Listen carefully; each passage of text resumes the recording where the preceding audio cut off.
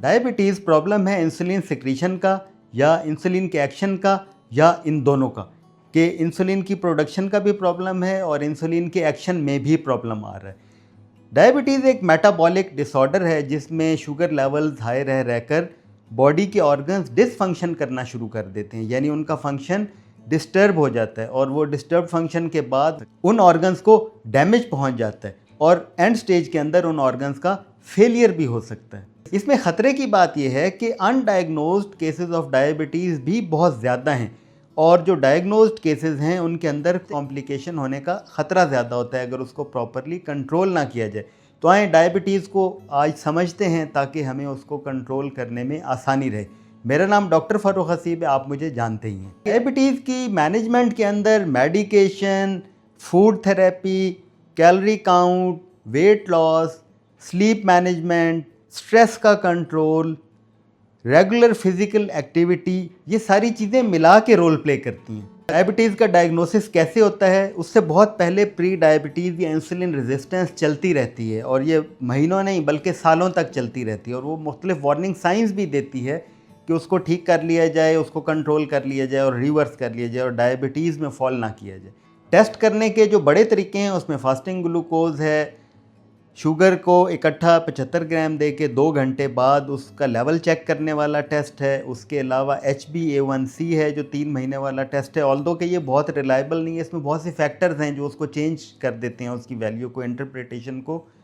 और अगर classical symptoms आ रहे हैं डायबिटीज़ के, जैसे कि प्यास ज़्यादा लगना, यूरिन का ज़्यादा आना, रात को यूरिन के लिए उठना और साथ उसमें रैंडम ग्लूकोज भी ज़्यादा आ रहा है, तो इन सारी चीज़ों की रोशनी में जब डायग्नोसिस हो जाता है कि डायबिटीज़ लेबल हो गई है, तो उसके बाद ये जो सारी चेंजेस हैं लाइफस्टाइल में, यानी मेडिकेशन, एक्सरसाइज, वो भी रेगुलर, और किस तरह की एक्सरसाइज, फिर डाइट और न्यूट्रिशन थेरेपी कि खाने में क्या खाना है, क्या कम खाना है, और स्लीप को अच्छा मैनेज करना, गुड क्वालिटी ऑफ स्लीप और स्ट्रेस रिडक्शन, ये सारी चीज़ें मिल के रोल प्ले करती हैं उस इंसुलिन रेजिस्टेंस को ठीक करने में, डायबिटीज़ को कंट्रोल करने में, शुगर लेवल्स को नॉर्मलाइज करने में और बॉडी की कैपेसिटी बढ़ाने के अंदर उस ग्लूकोज को स्टोर करने और उस ग्लूकोज को यूज़ करने में। डायबिटीज़ की बहुत सी किस्में हैं जिनमें से आपने नाम सुने होंगे, type 1 diabetes, type 2 diabetes, gestational diabetes जो प्रेगनेंसी के अंदर लेडीज़ को होती है। उसके अलावा भी डायबिटीज़ की कुछ किस्में हैं। टाइप 1 यंग लोगों से अब आगे किसी भी एज में हो सकती है। बहुत से पेशेंट HbA1c को लेकर आते हैं और बस उसके हवाले से फोकस्ड होते हैं। HbA1c को बहुत से फैक्टर्स बॉडी के अफेक्ट कर रहे होते हैं, तो ये बहुत ज़्यादा रिलायबल या बहुत एक्यूरेट मैयर नहीं है, क्योंकि अगर आपको हेमोग्लोबिन का कोई प्रॉब्लम है, एनीमिया है, कोई रिसेंट ब्लड लॉस हुआ है, ब्लड ट्रांसफ्यूजन हुई है, या गुर्दे की कोई बीमारी चल रही है और उसके अलावा कुछ मेडिकेशन या ट्रीटमेंट हैं जो अगर चल रहे हैं, तो HbA1c का जो लेवल है वो चेंज आता है, वो उस तरह वो एक्यूरेट नहीं आता। तो इसलिए अगर ऐसा हो कि फास्टिंग ब्लड ग्लूकोज का मिसमैच आ रहा है HbA1c के साथ, या जो आपने ख़ुद घर पे चेक किया है और आपका ग्लूकोमीटर बिल्कुल ठीक है, तो फिर जो आपकी अपनी रीडिंग्स हैं वो सुपीरियर मानी जाएंगी HbA1c की, अगर उसका आपस में कुछ वेरिएशन आ रही है। डायबिटीज़ की जो कॉम्प्लिकेशंस हैं वो 2 तरह की हैं। एक हैं जो शॉर्ट टर्म या एमरजेंसी सिचुएशन में फॉल करती हैं और दूसरी हैं लॉन्ग टर्म कॉम्प्लिकेशन जो सालों में होती हैं। जो शॉर्ट टर्म है उसमें जैसे टाइप 1 के अंदर बच्चे या यंग टीनेजर्स बेहोशी की हालत में या बहुत एमरजेंसी में फॉल करते हैं, कन्फ्यूजन, बेहोशी के साथ भी आ सकते हैं, और वो एक ख़तरनाक एमरजेंसी है जिसे डायबिटिक कीटोएसिडोसिस कहते हैं। उसके अलावा अगर किसी पेशेंट की कोई डोज़ ज़्यादा हो जाए, जैसे इंसुलिन की डोज़ ज़्यादा हो जाए या कुछ और ओरल मेडिकेशन है, तो वो हाइपोग्लाइसीमिया में जा सकता है, यानी उसका शुगर लेवल ज़्यादा फॉल कर जाए और इतना फॉल कर जाए कि वो कोई ख़तरनाक सूरत अख्तियार कर ले, और रात को बार सोते हुए ही हो जाता है कि आपने ज़्यादा डोज़ ले ली थी, ज़्यादा इंसुलिन लगा ली थी, और जब आप सोए वो गैप आया तो वो ब्लड से ज़्यादा कम हो गई ग्लूकोज। और इसी तरह ग्लूकोज लेवल हाई रह के कह सकते हैं कि एक तरह खून में गाढ़ापन या खून गाढ़ा होना शुरू हो जाता है, हाइपर ऑस्मोलर हाइपरग्लाइसीमिया, कि ग्लूकोज जैसे किसी भी कोई शीरा बनाए तो आपको फील होगा कि गाढ़ा है, तो कह सकते हैं कि खून गाढ़ा हो जाता है। जो इसकी लॉन्ग टर्म कॉम्प्लिकेशंस हैं वो चूँकि फ़ौरन नहीं आ रही होती, तो पेशेंट समझते हैं कि ये हमें नहीं होगा या मुझे ये नहीं हो सकता, जबकि अगर आप सोसाइटी के अंदर देखें तो एक एक करके बहुत से लोगों को डायबिटिक कॉम्प्लिकेशंस जो क्रोनिक हैं वो आनी शुरू हो जाती हैं, जिसमें फिर 2 तरह की हैं। अब देखें ये जो हाइपरग्लाइसीमिया है या शुगर का लेवल हाई रह रहा है, ये कहाँ हाई रह रहा है? ये ब्लड वेसल्स के अंदर हाई रह रहा है, खून की नालियों के अंदर।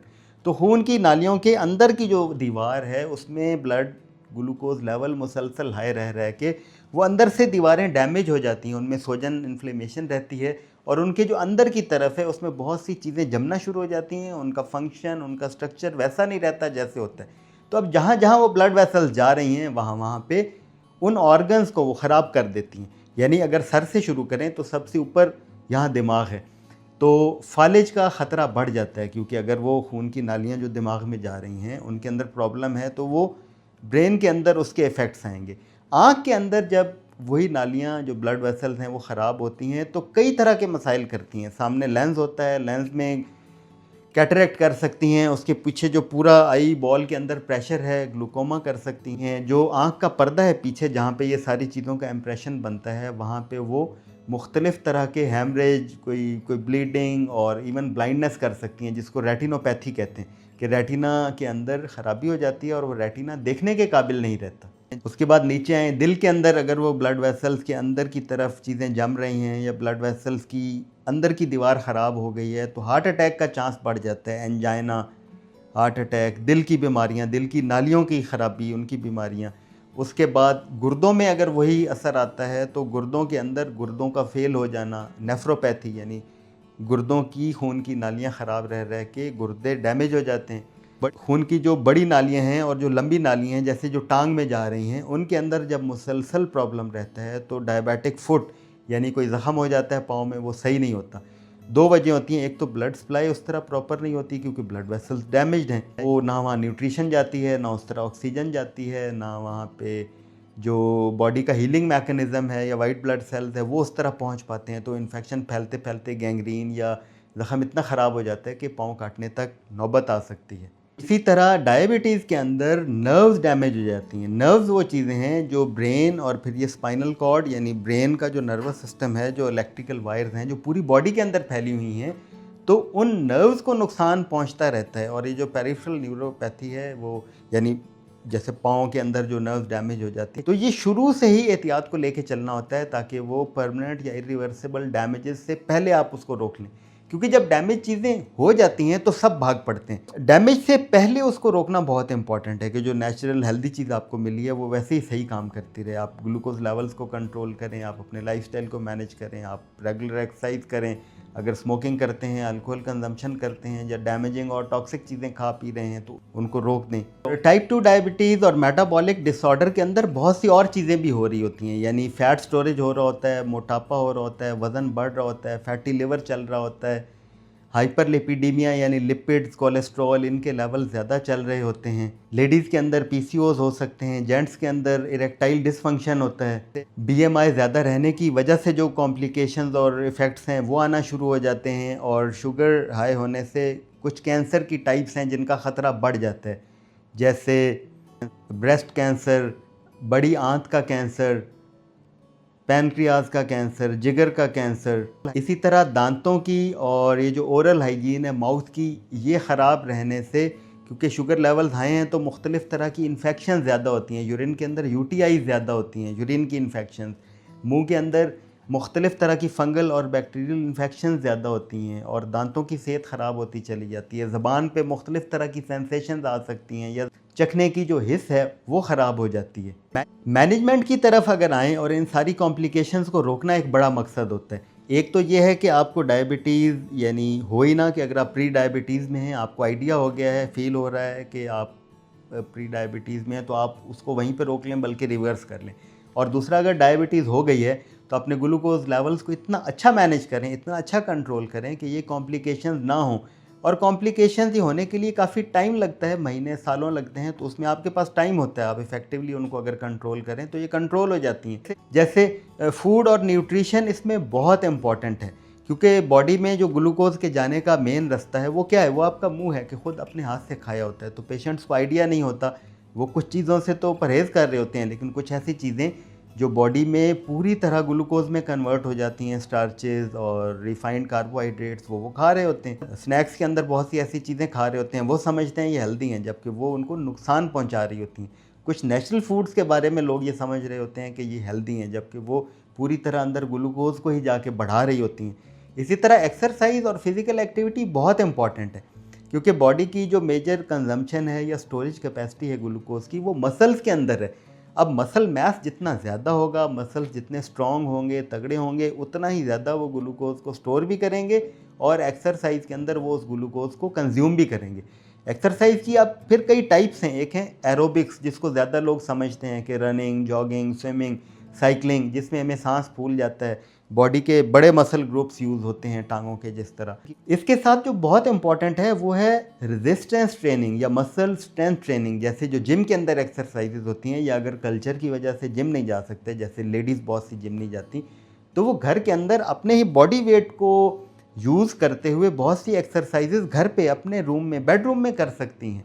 तो ये जो मसल स्ट्रेंथ ट्रेनिंग है, रेजिस्टेंस ट्रेनिंग है, ये बहुत इंपॉर्टेंट है, क्योंकि ये आपके मसल्स की कैपेसिटी बिल्ड करती है, आपके मसल्स का मैस बढ़ाती है, मसल को वॉल्यूम देती है। इसी तरह स्ट्रेचिंग और फ्लेक्सिबिलिटी वाली एक्सरसाइजेज हैं जो मसल्स को स्ट्रेच करती हैं, मसल्स को फ्लेक्सिबिलिटी देती हैं, और बैलेंस की एक्सरसाइजेज। इन सबको अगर मिलाकर करेंगे, इन चारों टाइप ऑफ एक्सरसाइजेज को, तो उसका बहुत अच्छा इफेक्ट आएगा। ग्लूकोज की जो कंजम्पशन है बॉडी में, जो उसकी जो बर्निंग प्रोसेस है, और जो माइटोकॉन्ड्रियल लेवल पे उस ग्लूकोज ने यूज़ होना है, यानी सेलुलर और फर्दर माइटोकॉन्ड्रियल लेवल पे, जहाँ पे बेसिकली मेटाबॉलिक प्रॉब्लम एंड पे आ रहा होता है, उस सारे को ये एड्रेस करती हैं। फिर स्ट्रेस का इंपॉर्टेंट रोल है डायबिटीज़ को कंट्रोल करने में, कि स्ट्रेस ज़्यादा होगा तो डायबिटीज़ को मैनेज करना मुश्किल होगा। तो आपने अपने स्ट्रेस को कैसे रिड्यूस करना है, स्ट्रेस कोपिंग बहुत से मैकेनिज़्म हैं, बहुत सी स्ट्रेस कोपिंग ब्रीदिंग एक्सरसाइजेज हैं, वो आपने सीखनी है। फिर जो स्लीप रेगुलेशन है, गुड क्वालिटी ऑफ स्लीप, कि आप 7 से 8 घंटे अनइंटरप्टेड सोएं। जो रेगुलरिटी के साथ मेडिकेशन को यूज़ करना, क्योंकि जो मेडिसिन हैं वो इम्पॉर्टेंट पार्ट ऑफ थेरेपी हैं। तो ये सारी चीज़ें मिल के आपकी डायबिटीज़ मैनेजमेंट या ग्लूकोज मैनेजमेंट और जो कॉम्प्लिकेशंस ऑफ डायबिटीज़ हैं उसको डिले करने में या उसको इवन रोकने में बहुत इंपॉर्टेंट रोल प्ले करती हैं। बहुत से लोग सवाल करते हैं कि अगर हम घर के अंदर काम कर रहे हैं, जैसे लेडीज़ घर में काम कर रही हैं, तो ये एक्सरसाइज में काउंट नहीं होता, क्योंकि एक्सरसाइज में इंपॉर्टेंट चीज़ ये है कि वो प्लान्ड हो, वो रेपिटेटिव हो, वो स्ट्रक्चर्ड हो, और उसका कोई पर्पज़, एम और उसका एक टारगेट हो कि मैं इससे ये अचीव करना चाहता हूँ। तो घर का काम वो अलग से ज़ाहिर है, वो इम्पॉर्टेंट है, वो अगर कर रहे हैं तो ठीक है, लेकिन उसके बावजूद अपने लिए एक्सरसाइज के लिए टाइम निकालें। अगर जिम नहीं जा सकते कल्चर की वजह से, रिस्ट्रिक्शंस की वजह से या अवेलेबिलिटी की वजह से, तो अपने रूम के अंदर, अपने घर के अंदर, बग़ैर किसी एडिशनल सामान के आप बहुत सी ऐसी एक्सरसाइज हैं जो कर सकते हैं, जिसमें आप अपने बॉडी वेट को as muscle building tool use करेंगे, तो उसमें आपको बहुत से फ़ायदे हासिल होंगे। और ये जितनी कॉम्प्लिकेशंस की हमने बात की, जब आप शुगर लेवल्स को कंट्रोल करेंगे, रेगुलर एक्सरसाइज, स्ट्रेस को रिड्यूस करेंगे, डीप स्लीप और गुड स्लीप को मैनेज करेंगे, तो ना सिर्फ ये कॉम्प्लिकेशंस आपकी नहीं आएंगी, बल्कि बहुत से और हेल्थ बेनिफिट्स आपको मिलेंगे। आप अच्छा फील करेंगे, आपके बॉडी के सब ऑर्गन्स अच्छा परफॉर्म करेंगे, अच्छी कोलैबोरेशन में काम करेंगे, और जो सारे मेटाबॉलिक फंक्शंस हैं आपकी बॉडी के, वो अप्रोप्रिएटली और अच्छे तरीके से परफॉर्म होंगे। तो डायबिटीज़ का जो प्रेसिडेंस है, यानी होना, ये जिन माशरों में ज़्यादा है, और जो इसकी कॉम्प्लिकेशंस हैं, इन सब को रोकने के लिए हम सब ने काम करना है। कैसे? एजुकेट करके, एक दूसरे को मोटिवेट करके, एक दूसरे को गाइड करके, एक दूसरे को, और ये इन्फॉर्मेशन एक दूसरे से शेयर करके, कि कैसे हम डायबिटीज़ से फर्स्ट हैंड बच सकते हैं, डायबिटीज़ को डिले कर सकते हैं, प्री डायबिटीज़ से और इंसुलिन रेजिस्टेंस से बाहर निकल सकते हैं। और अगर हमें डायबिटीज़ लेबल हो गई है, हमें पहले पता नहीं चला, अब पता चल गया, तो कैसे हम उसकी कॉम्प्लिकेशन से बच सकते हैं, और कैसे अपने ग्लूकोज लेवल्स को along with all the lifestyle changes जो हमें अच्छा कर देंगी, हमारी ज़िंदगी को अच्छा कर देंगी, हमारी फीलिंग को, हमारे लिविंग को, हमारी क्वालिटी ऑफ लाइफ को बेहतर कर देंगी। तो ये सब करने की चीज़ें हैं। अगर आपको ये वीडियो अच्छी लगी है तो ज़रूर अपने दोस्तों, रिश्तेदारों से शेयर करिए। ये किसी ना किसी के काम आ सकती है, उसकी ज़िंदगी बदल सकती है, उसकी क्वालिटी ऑफ लाइफ को बेहतर कर सकती है। Thank you for watching.